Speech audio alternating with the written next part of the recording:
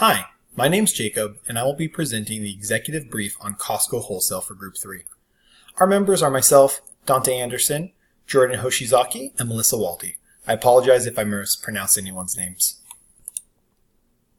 So again, my name's Jacob Baker, and I will be presenting today. Costco Wholesale was established in 1983 and underwent a series of mergers to become Costco Wholesale Corporation.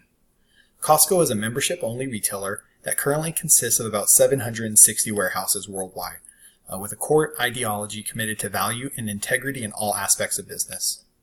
Costco has grown significantly by adhering to this commitment and stands out by providing quality merchandise at low prices, treating members, employees, and vendors with courtesy and respect, and by working closely with suppliers to promote fairness, dignity, and safety throughout their supply chain. However, innovation, low profit margins, membership fees, and product strategy pose a serious threat to the future success of the company. First, we'll take a look at the core problems that Costco faces. We'll start with innovation. Costco has been slow to adapt to the trend of online shopping, and its dependence on high volume sales may conflict with evolving consumer needs and preferences. Low profit margins. Costco must continue to find ways to operate and grow on a low profit margin, as any major upset or black swan event could cause serious harm to the company. Memberships. Rising inflation poses immediate risk affecting purchasing power, which may force Costco to increase membership fees to offset lost revenue. And lastly, product strategy. Costco must seek to redefine their bulk product strategy as changing customers' demographics shift. This strategy may become outdated. So innovation is basically a company's ability to change and keep up to date with technology and customers' needs. The reason this poses a problem for Costco is that they have fallen behind the curve, and catching up can be difficult in today's competitive environment.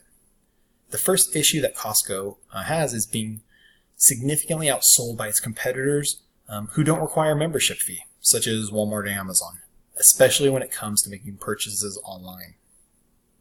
Their dependence on bulk purchases also makes Costco susceptible to changes in consumer needs and preferences. For example, millennials are shown to buy less bulk than the baby boomers, which might pose a problem as the millennials begin to dominate the market. Lastly, by not innovating, Costco increases its risk of becoming obsolete and loses out because they're unable to meet consumer needs. Low profit margins are the next issue.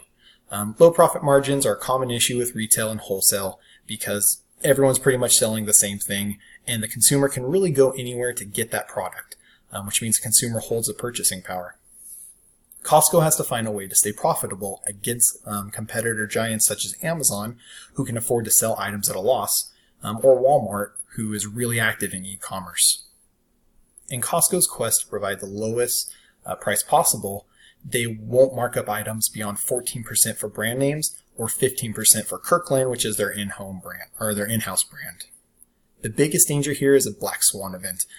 Basically, if something jeopardizes the normal business, they're not going to be able to recuperate from that and sustain their revenue that they're used to getting. So membership fees, 80% of Costco's income comes from membership fees.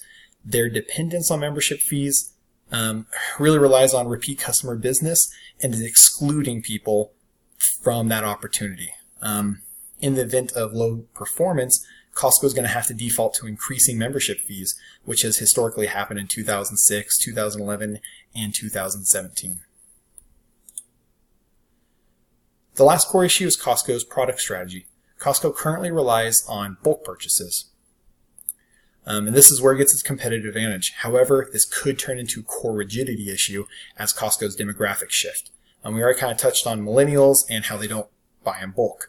This bulk model assumes a one home owning family unit trying to save money. However, the younger generation doesn't really fit this model anymore. The dynamic is much more dynamic and different, and people kind of move to that more structured family model a little later in their lives. So this is kind of conflicts with having a smaller home or smaller apartment and not needing as much or not being able to store as much or having stuff go to waste. Next, we'll cover our group's recommendation to solve these issues. So for innovation, Costco needs to investigate opportunities to innovate.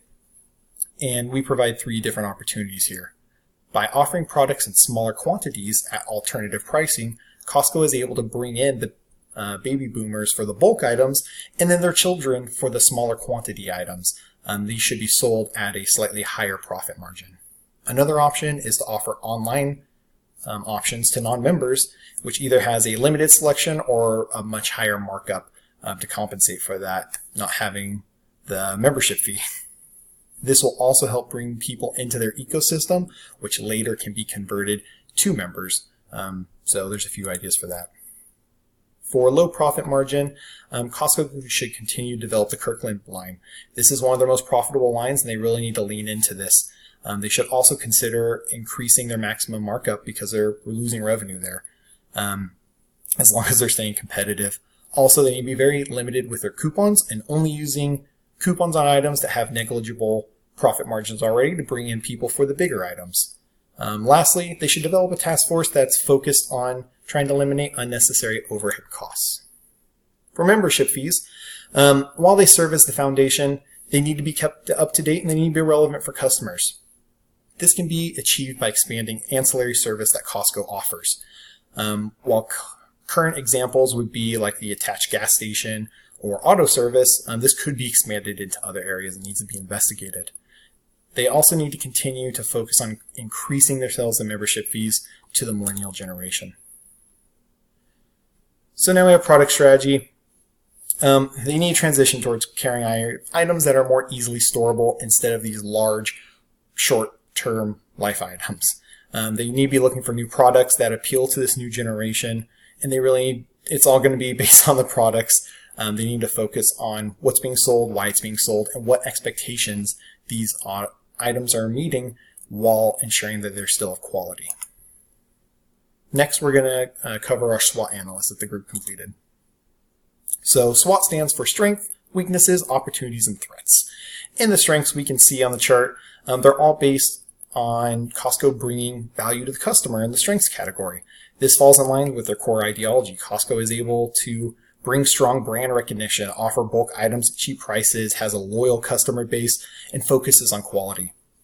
Costco's weaknesses stem from acting as a cost leader in a very competitive industry. They have low profit margins, they need to be selective in their product mix, and they're too centralized in California. For opportunities, Costco have included enhancing their online presence, branching out to selling to non-members at higher profit margins, and capturing a new generation of customers.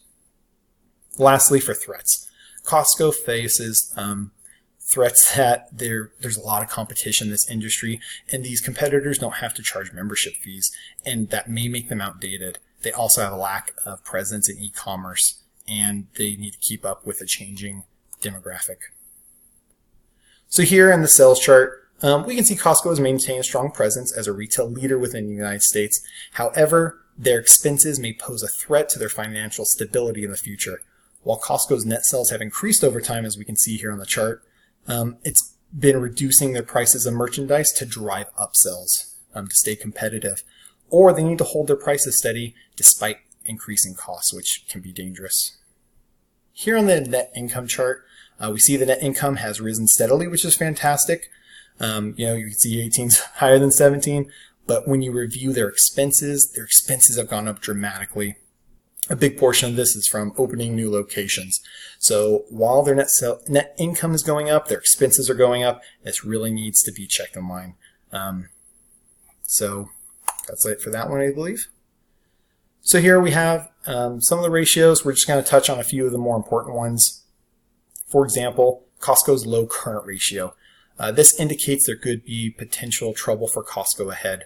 The reason this is current ratios measure assets and liabilities to measure financial health of a company. The higher the ratio indicates liquidity and financial health. Costco's lower than standard current ratio indicates the balance of assets to liabilities is wavered into dangerous territory, and they need to keep an eye on the use of their liabilities to make sure they remain financially stable.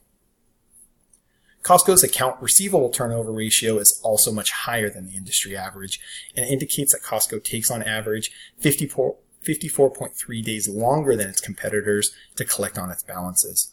Coupled with a low current ratio, Costco must remain on top of their liabilities in order to remain financially solid. Here we have a list of references we use in our research. And that will conclude our project. Thank you. Have a good one.